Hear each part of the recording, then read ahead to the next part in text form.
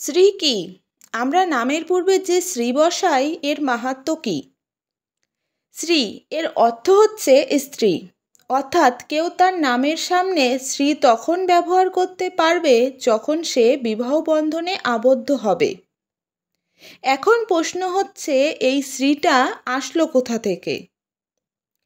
ঋষি দুর্বাসার অভিশাপে দেবতারা যখন শক্তিহীন হয়ে পড়েন, তাদের সেই শৌর্য তেজ শক্তি ফিরে পাওয়ার জন্য সমুদ্র মন্থন করা হয়েছিল।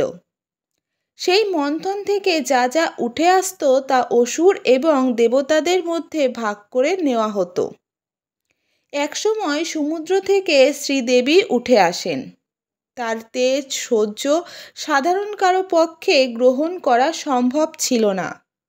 তখন নারায়ণ শ্রীদেবী লক্ষ্মীর গ্রহণ করেন। শ্রীদেবীকে গ্রহণ করার পর দেবতাদের সেই তেজ বা শক্তি ফিরে আসে।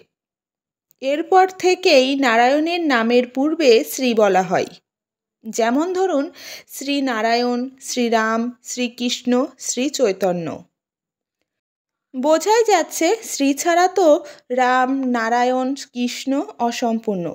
তাহলে আমরা শ্রী ছাড়া পূর্ণ কেমনে? শ্রী মানে যে শুধুই আপনার বউ বা স্ত্রী, সেটা কিন্তু নয়। সে হচ্ছে আপনার অর্ধাঙ্গিনী। শ্রীকে সম্মানার্থে মহাদেব অর্ধনারীশ্বর রূপ ধারণ করেছিলেন। শ্রী মানে হচ্ছে স্ত্রী, যে আপনার শক্তির মূল আধার। তাই শ্রীকে সম্মান করুন। হরে কৃষ্ণ, রাধে রাধে, জয় গোপাল, শ্রী গুরু জয়।